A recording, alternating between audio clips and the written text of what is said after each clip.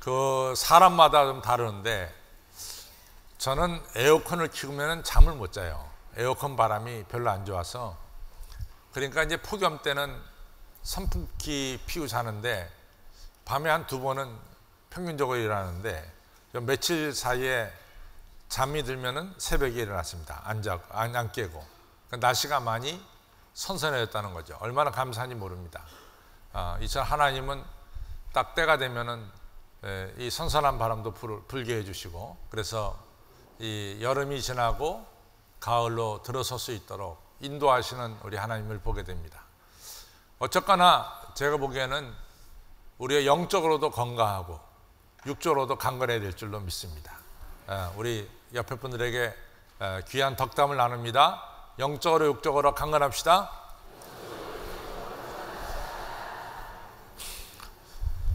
그 빅터 위거가 쓴 그 레 미저리라고 하는 이 소설은 사실은 상당히 복음서의 내용과 매우 흡사한 게 많습니다. 성경의 내용과.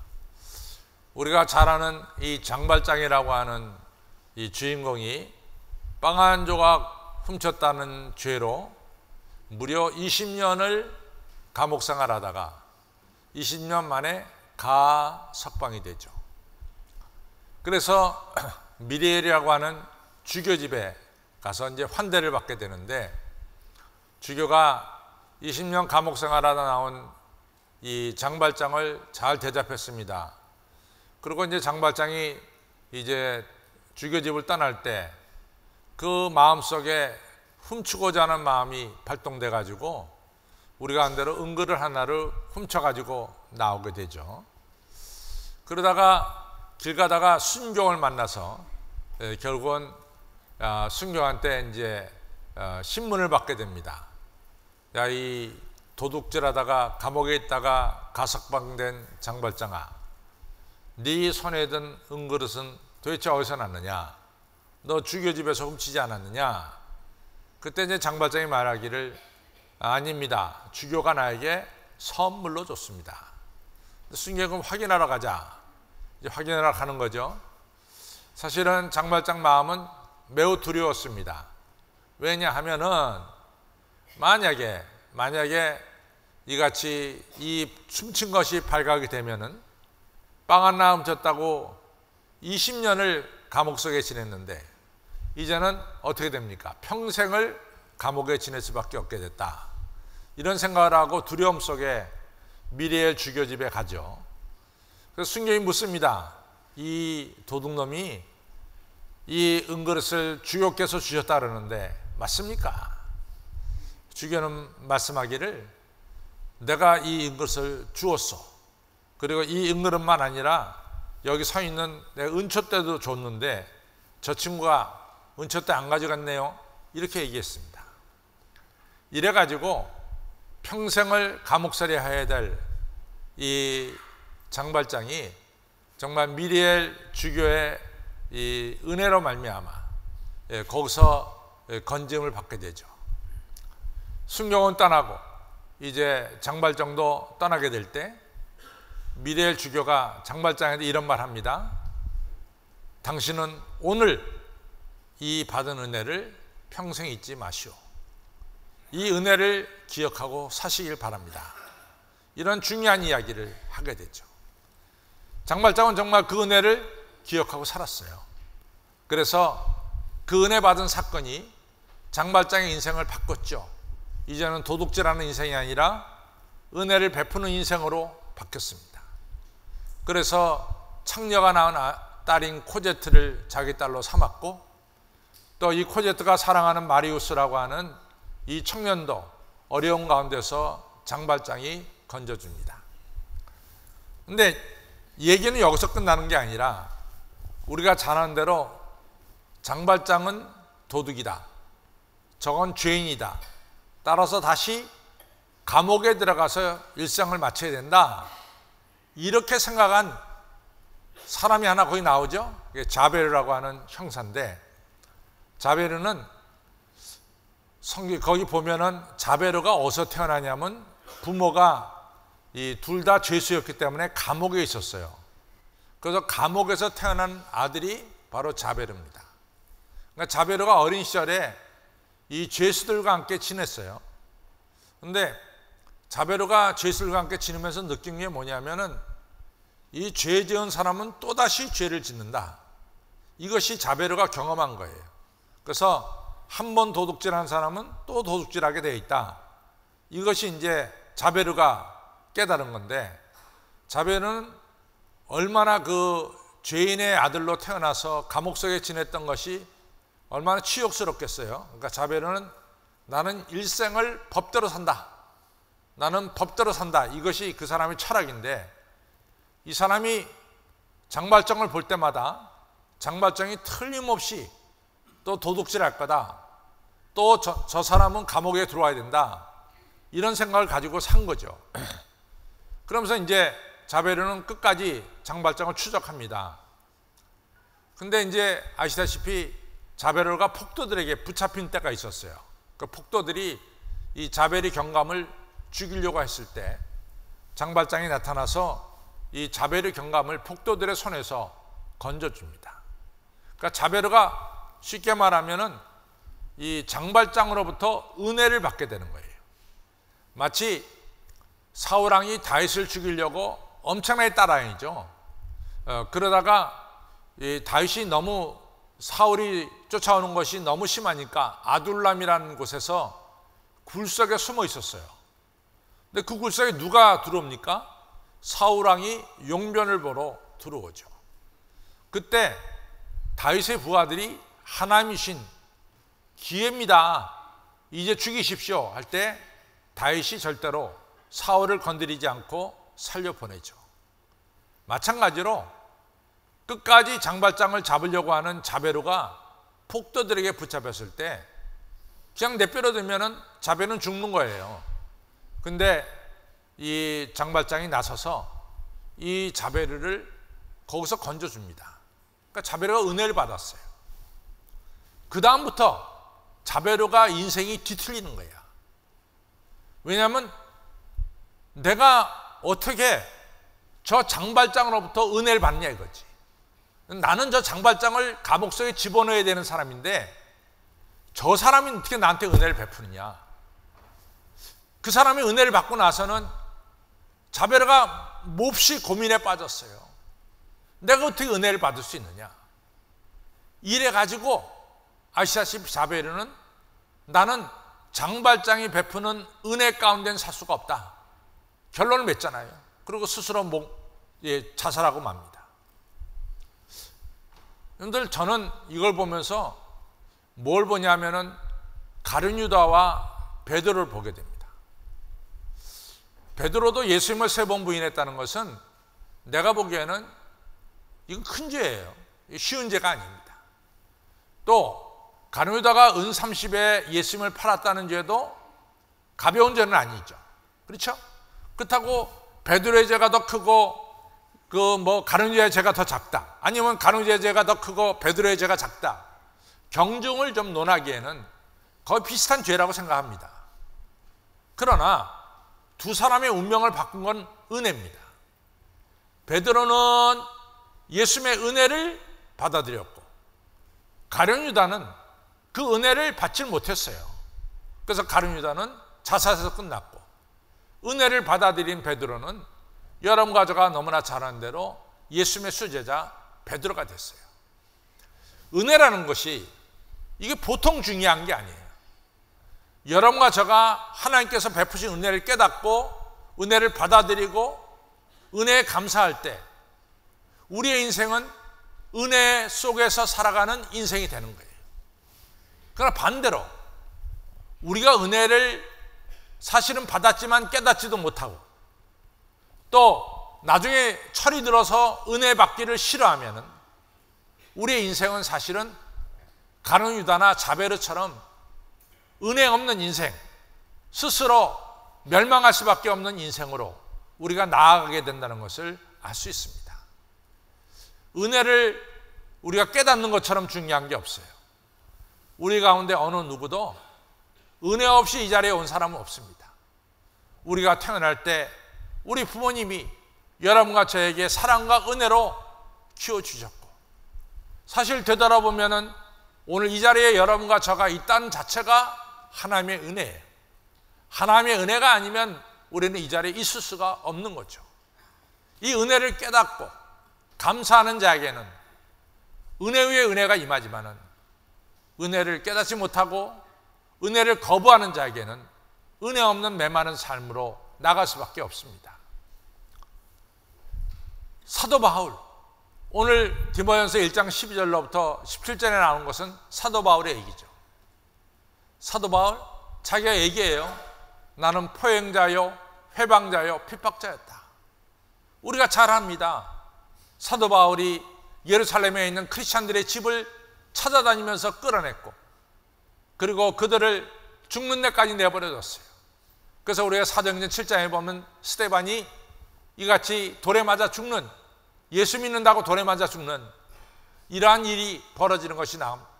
그때 그 자리에 누가 있냐? 사울이라고 하는 청년, 사도 바울의 전 이름 사울이 있었어요. 저는 이처럼 포행자요 회방자요 핍박자였습니다. 그러나 우리 주의 은혜가 예수 그리스도 안에서 믿음과 사랑과 함께 나에게 풍성히 임했습니다. 은혜가 풍성히 임했습니다. 그래서 그 은혜와 국률로 말미암아 정말 자격이 없는 자지만, 죄인 중에 괴수지만은 제가 이같이 복음을 증거하는 하나님의 일꾼이 됐습니다. 이것이 오늘 디모데전서 1장 10절로부터 17절에 맞습니다. 이같이 은혜를 깨닫고 고백하는 이 사도 바울을 하나님이 얼마나 귀하게 썼는지 모릅니다. 정말 사도 바울은 그가 맡겨진 사명을 충성을 다하며 인생을 살았어요. 복된 인생을 살았어요. 여러분 아시다시피 은혜를 깨달은 자는 역사 속에 남습니다. 그러나 은혜를 모르는 자는 역사 속에서 사라지고 말아요. 은혜가 얼마나 소중한지 모릅니다. 아무쪼록 오늘 예배드린 여러분과 저는 이 은혜를 깨닫는 성도님들이 다 되시기를 주님의 이름으로 축원합니다.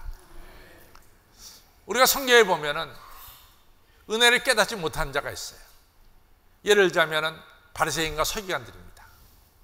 이 바리새인과 서기관들은 마가복음 1장에 보면 예수님이 귀신 들린 자를 고쳐줘요. 또 나병한 자를 끌어안고 나병한 자를 고쳐줍니다. 마가복음 2장으로 넘어가면은 예수님께서 가버나움에서 말씀을 전하는데, 내 친구가 중풍 걸린 친구를 고치려고 지붕을 뚫고 그 중풍 걸린 환자를 내려놨어요. 예수님께서 내 죄 사함을 받았느니라 이렇게 선언하면서 중병자를 일으켜 세웁니다. 근데 그 자리에 바리새인과 서기관이 있었어요. 이 얘기는 뭐냐? 바리새인과 서기관도 예수님이 율법을 가르칠 때 그 말씀을 들으려고 그 자리에 있었다. 다시 말해서 예배 자리에, 성경 공부 자리에 있었다, 그 얘기예요. 그런데 이 사람들은 어떻게 생각하느냐? 저 예수가 누구간데? 저 사람이 뭔데 죄를 갖다 용서하는 선언을 할 수 있어? 자기가 뭐 하나님이나 돼? 어떻게 죄를 용서하는 선언을 할 수 있어? 이러면서 예수님에 대해서 불평을 하게 되고 불만을 품게 됐습니다. 또 뿐만 아니라 바리새인과 서기관들은 예수님께서 제자들에게 금식기도 안 시킨다고, 제대로 훈련 안 시킨다고 예수님에 대해서 막 비판하기 시작했어요. 사실 보십시오. 우리가 은혜가 있어요. 귀신 들린 자가 온전해지는 게 이 놀라운 기적의 역사죠. 나병한 자가 온전해지는 거 놀라운 역사죠. 아니, 중병 걸린 자가 벌떡 일어나는 거 얼마나 큰 역사입니까? 그걸 못 보는 거야. 그 은혜 역사를 못 보는 거야. 뭐만 보이느냐? 아니, 저 예수가 왜 안식일날 죄를 범해? 아니, 저 예수가 왜 정결의식을 깨트려? 왜 나병한 자를 만져? 저 예수는 왜 제자들에게 금식훈련 안 시켜? 이런 것만 보는 거지. 여러분, 은혜를 깨달은 사람은 기적을 볼 수가 있어요. 그러나 은혜를 받아들이지 못하는 사람은 기적을 볼 수가 없는 거죠. 이게 중요한 거예요. 사랑하는 성도 여러분, 은혜의 놀라운 역사를 꼭 느끼시고 눈으로 보시길 바랍니다. 이 은혜를 거부하는 사람일수록에 나타나는 특징 중에 하나가 뭐냐면 자기가 너무 의롭다고 생각해요. 이게 문제라. 자기가 너무 의롭다고 생각한다고. 예를 들자면은 예수님께서 요한복음에 7가지 기적밖에 안 나와요. 요한복음에는. 마태복음에는 한 33가지가 나오는데 요한복음에는 7가지가 나옵니다. 그 중에 하나가 뭐냐면 요한복음 9장에 나오는 나무서부터 소경된 자가 눈뜬 사건이에요. 그게 얼마나 좋아요. 근데 눈 감았을 때 예수님이 이 소경을 고쳤기 때문에 이 소경은 예수님의 얼굴을 보질 못했어요. 단지 뭐만 알았냐면은 예수란 자가 자기의 눈을 뜨게 했다, 이것만 알았어요. 그래갖고 이 소경된 자가, 눈뜬 자가 그냥 성전에 들어가면서 막 자랑하는 거야. 예수란 자가 내 눈을 뜨게 했다고, 예수란 자가 내 눈을 뜨게 했다고 막 자랑하는 거지. 그랬더니 바리새인과 서기관이 찾아왔어. 야, 이 사람아, 누가 자네 눈을 뜨게 했어? 예수란 자가 뜨게 했습니다. 그 예수란 자가 죄인인데, 안식일 법을 어기는 죄인인데 자네는 예수를 어떻게 생각하나? 그러니까 이 서기관이 말하기를, 예수는 제가 보기에 하나님 보낸 선지라고 생각합니다. 야, 이 사람아, 예수가 죄인이라도 안식일을 범한, 그러니까 죄인인 걸 알고 예수라는 이름 입에 담지 마. 그때 이 소경에서 눈뜬 자가 이런 말 합니다. 이 창조 이후로 나면서부터 소경된 자가 눈 떴다는 역사가 일어나는 걸 봤습니까? 없지 않습니까? 근데 그 예수란 자가 제 눈을 뜨게 했어요. 그러면은 그 놀라운 기적을 행하신 사람은 하나님께로부터 왔지, 하나님께로부터 오지 않았으면 어떻게 나면서부터 소경된 자에게 눈뜨게 할 수 있습니까? 예수는 하나님께로부터 왔습니다. 이 소경이 체험했으니까 그 얘기를 하잖아요. 그러니까 이 바리새인과 서기관들이 너도 그 죄인의 한 무리다, 너도 그 죄인의 한 무리다, 그래가지고 이 소경에서 눈뜬 자를 성전에서 쫓아냈어요. 출교시켰습니다. 여러분, 은혜를 모르는 자는 다른 사람이 받은 은혜도 이해하지 못하고, 은혜를 모르는 자는 자기만이 옳은 거야. 자기를 대적하는 사람은 이 소경을 성전에서 내어보내는 것처럼 아주 철저하게 복수해버리고 마는 거죠.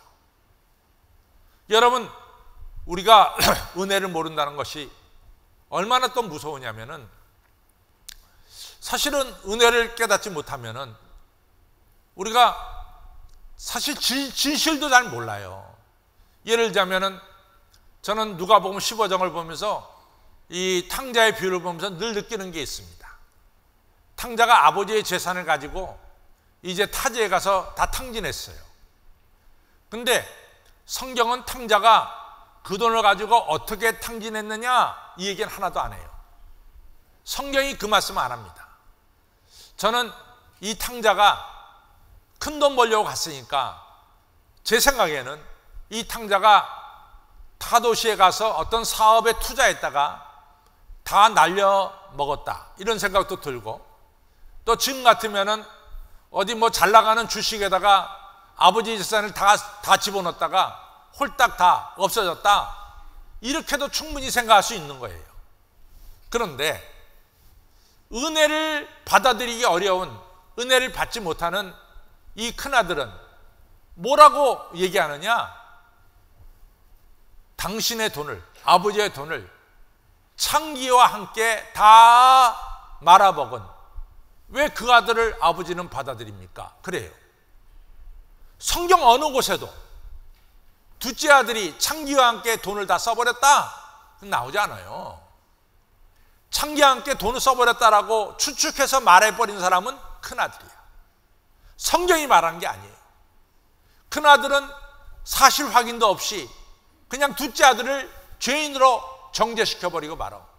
저놈은 아버지 재산을 창기와 함께 다 말아먹은 아주 못된 놈이야, 이렇게 정죄시킵니다. 여러분, 은혜를 모르면은 우리가 쉽게 다른 사람을 정죄해버리고 마는 거예요. 이것이 문제라.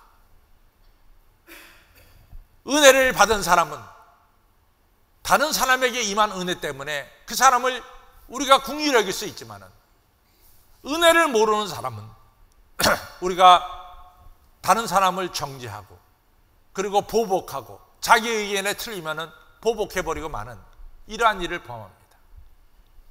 은혜를 모르는 사람은 교만해질 수밖에 없어요. 이게 문제라. 교만은 뭔지 아세요? 하나님 무시하고 사람들 무시하고 자기만 옳다 하는 게 교만이에요. 오늘 나의 나 된 것은 전적으로 나 자신 때문에 됐다. 하나님의 은혜를 받아들이지 않는 거죠. 저는 제가 이런 얘기 했는지 모르지만은 미국에 보면 포춘지가 있어요. 포춘지. 그 포춘지는 미국 기업가에 대해서 이제 많이 얘기하는데 그 포춘지 특집이 세계 기업 500대 기업이 이제 거기 실렸어요. 세계 500대 기업.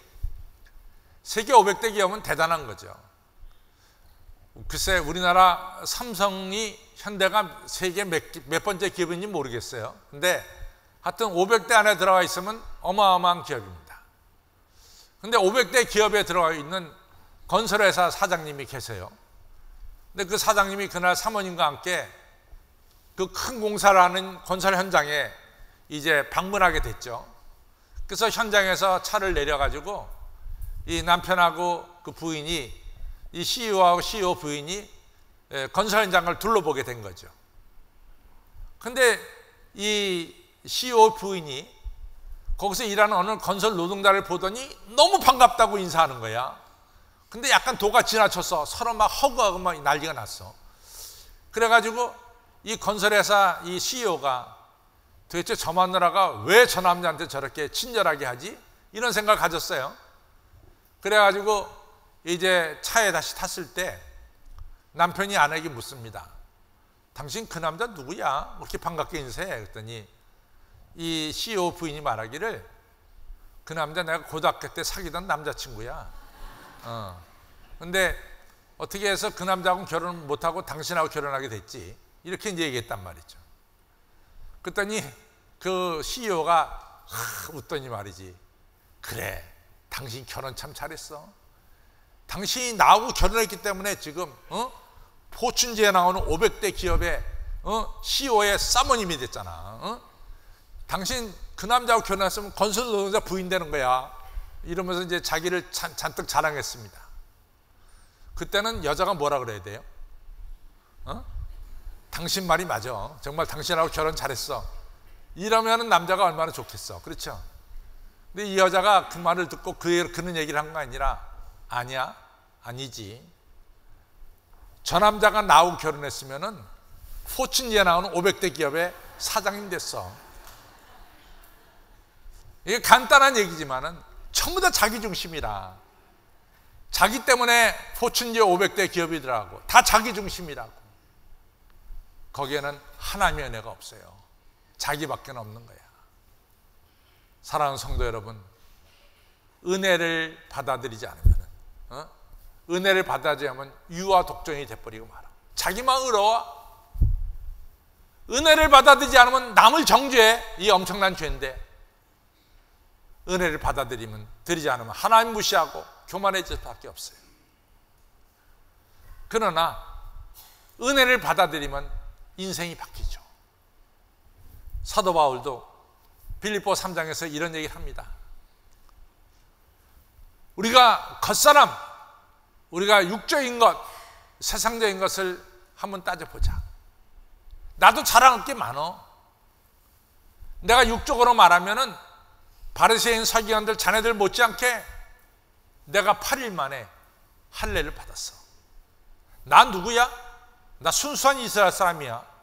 이게 굉장히 중요한 얘기인데, 이스라엘이라고 할 때 이스라엘은 신앙 공동체입니다. 따라서 여러분들 다윗 왕의 부하 중에 우리아라고 하는 군대 장관이 있었어요. 근데 우리아는 12지파, 무슨 에브라임, 므낫세, 유다 이 지파가 아니라 햇사람 우리아라 그랬어요. 다른 데서 들어온 햇사람 우리아야. 그렇지만 이스라엘 백성이지. 근데 이 사도 바울은 어느 지파냐? 이스라엘의 초대 왕을 배출한 베냐민 지파입니다. 나로 말하면은 내가 8일 만에 할례 받았지, 나로 말하면은 왕족인 베냐민 지파야. 난 순수한 이스라엘 사람이야. 나로 말하면 어떤 사람이냐? 당신들 뭐 이스라엘 사람이라고 말하는데 히브리어 능통하게 하는 사람 있어? 히브리어, 우리나라 본래 언어 능통하게 하는 사람 있어? 왜냐면 그 당시에는 히브리어 다 잊어버리고 헬라어밖에 못했거든요. 그러니까 이 사도 바울은 나는 히브리 사람이야. 히브리어를 능통하게 하는 사람이야. 율법 따윈 나 흠이 없어. 내가 어떤 사람인지 알아? 내가 기독교를 박해한 것은 누구보다 앞섰어. 바로 그런 사람이 나야. 그런데 이러한 나를 오늘 성경에 그러잖아요. 하나님이 오래 참으시고 긍휼을 베풀어 주셔서 나를 용서해 주시고 받아주셨어. 내가 다메섹 도상에 올라갈 때 밝은 태양으로 내가 쓰러졌고, 내가 장님이 돼서 늘어져 있을 때 우리 예수님께서 아나니아를 보내서 내 눈에 빗장을 없애주시고 비늘을 없애주시고 앞을 보게 했고 내게 기름 부어주셔서 나로 하여금 감히 복음을 증거하는 하나님의 종으로 세우셨어. 내게 임한 은혜가 너무 커. 그러니까 이 사도 바울은 은혜를 깨달으니까 항상 기뻐하라, 쉬지 말고 기도하라, 범사에 감사하라. 이것이 그리스도 예수 안에 있는 하나님의 뜻이니라. 이 복음을 증거할 수가 있게 된 거죠. 은혜를 깨달은 사람은 항상 기뻐하고 감사할 줄로 믿습니다. 이게 은혜를 깨달은 자야. 기뻐하고 감사하고. 저도 사실은 이 말씀을 준비하면서요, 제 인생을 되돌아봤습니다. 제 인생을 되돌아보면서 나도 모르는 사이에 내 눈에 눈물이 흘렸어요. 너무 하나님의 은혜가 저에게 많이 임했어요. 되돌아보면은 참 인생에 여러 가지 일들이 많았지만 그때마다 하나님께서 은혜를 베풀어 주시고 인도해 주시고, 은혜가 아니면은 우리가 이 자리까지 올 수 없죠. 은혜로 말미암아 우리 사람하고 결혼했고, 은혜로 말미암아 제가 또한 한국에 나오게 됐고, 은혜로 말미암아 내가 한신교회에서 여러분과 함께 목회하게 됐고, 전체가 다 은혜라. 은혜가 아닌 게 없어요. 저는 이 말씀을 생각하면 나를 한번 봤어요. 내게 임한 은혜가 얼마나 큰지 모릅니다. 여러분들 은혜를 깨닫고 감사하시고 찬양하시기를 바랍니다.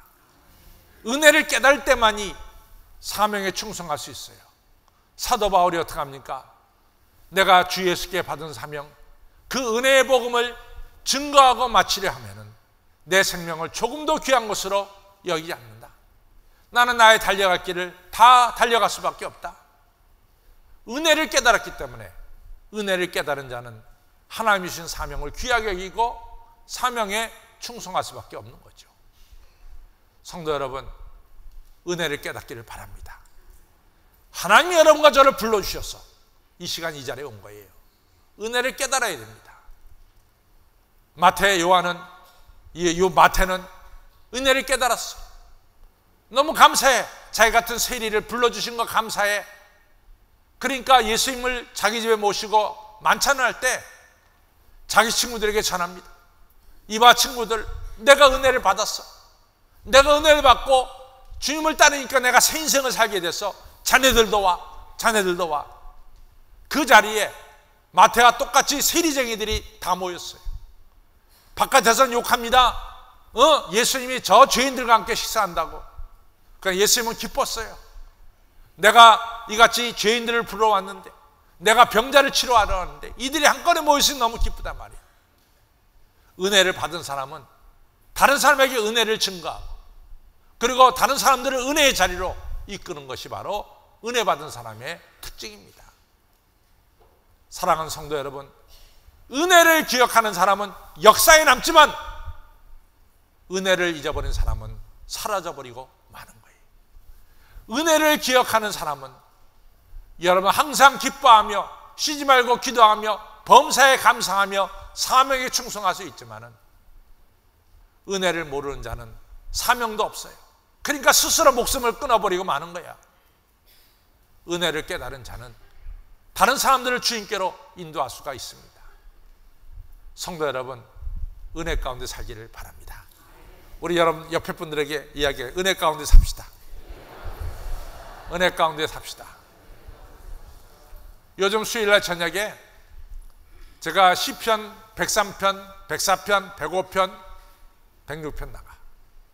근데 다 길어요. 뭐 103편, 104편, 105편 다 뭐 40절 가까이 되는 긴 절들이. 근데 참 거의 정말 성경을 편집한 분들은 은혜 가운데 편집한 것 같아. 103편은 뭐가 나오느냐? 우리가 죄로 말미암아 이 영육간에 죽게 된 자리에서 하나님이 나를 건져주셨습니다. 그리고 하나님은 동이 서에서 먼 것처럼 나의 죄가를 내게서 멀리 떠나게 해주셨습니다. 내가 이같이 죽음의 사슬에서 벗어나 건강을 얻게 되고 은혜 받게 된 저는 하나님을 찬양할 수밖에 없습니다. 할렐루야 이러면서 끝나고 있어요. 여호와를 송축하라. 시편 104편을 넘어가면은 천지를 창조하신 하나님, 오묘하게 천지를 창조하신 하나님, 이 천지를 창조하신 은혜를 기억하면서 할렐루야 아멘하며 찬양하고 있어요. 시편 105편을 넘어가면은 이스라엘 역사를 보면은 이같이 방황하던 유리하던 사람들인데, 그 사람들에게 천대받던 사람들인데, 이런 사람들을 하나님께서 택하시고 애굽 땅에 가서 종살이하던 사람들을 모세를 불러서 해방시켜 주시고, 그리고 광야를 지날 때 하나님께서는 만나와 메추라기로 바위에서 강물을 내시고, 홍해바다를 건너고 요단강을 건너서 이 적각거리 흐르는 가나안 땅으로 인도하신 분이 바로 누구냐? 바로 우리 하나님 아버지다. 여호와를 송축하라 할렐루야 이렇게 해서 고백하고 있어요. 시편 103편, 104편, 105편 한결같이 하나님 은혜를 기억하고 하나님께 예배하며 하나님을 송축하는 것으로 나오고 있습니다. 시편의 기자처럼 여러분과 저도 하나님 은혜를 기억하시기를 바랍니다. 하나님을 찬양하시기 바랍니다. 또 우리가 은혜 가운데 사는 삶 중에 중요한 것은 은혜를 깨달은 사람들끼리 만나세요. 이게 중요한 거야. 이 베드로가요, 언제 예수님 부인했습니까? 숯불에 손 비빌 때 배반했어요. 그때 주변에 다 누구냐? 다 예수님을 잡아 죽이려고 하는 사람들이 주변에 다 있었어. 예수님을 십자가에 못 박으라고 외치는 사람들이 주변에 다 있었어. 그 사람들 틈에 베드로가 꼈을 때 베드로가 예수님 3번 모른다 했어요. 그래서 시편 1편은 너무 중요합니다. 복 있는 사람은 악인의 꾀를 쫓지 않고 죄인의 길에 서지 않고 오만한 자의 자리에 앉지 아니하고 오직 여호와의 법을 취하라 보소. 우리가 어디에 있어야 하는가를 알고 말씀해 주고 있어요. 여러분과 저는 은혜를 깨닫고 은혜를 감사하는 자들 그 안에 계시기를 바랍니다. 요한복음 1장 14절에 중요한 말씀이 있죠. 말씀이 육신이 되어 우리 가운데 거하시매 하나님 아버지의 독생자의 영광이요. 그 다음 말씀이 너무 중요하죠. 은혜와 진리가 충만하더라. 은혜와 진리가 충만하더라. 이 시간 예수님 안에 있는 여러분과 저에게 은혜와 진리가 충만하게 될 줄로 믿습니다. 예수님의 은혜가, 예수님의 진리가 이 시간 이 자리에 충만하게 임한 줄로 믿으시기 바랍니다. 은혜 안에 사는 삶, 은혜 안에 사는 삶, 은혜를 깨닫고 사는 자에게 하나님 아버지께서 우리 미래에 은혜 위에 은혜를 더 부어주세요. 여러분과 저는 은혜 가운데 살아갈 수가 있습니다. 아무쪼록 성도 여러분들 은혜를 먼저 기억하시고 은혜에 감사하시고, 그래서 이처럼 예수님께 송축하시고 은혜와 진리가 충만한 예수님과 함께 거해서 과거에도 은혜가 임했고 오늘도 은혜가 임하고 앞으로도 더 큰 은혜 가운데 살아가는 성도 여러분들이 다 되시기를 주님의 이름으로 축원합니다. 다 같이 일어나시겠습니다. 우리 찬송가 409장 부르겠습니다.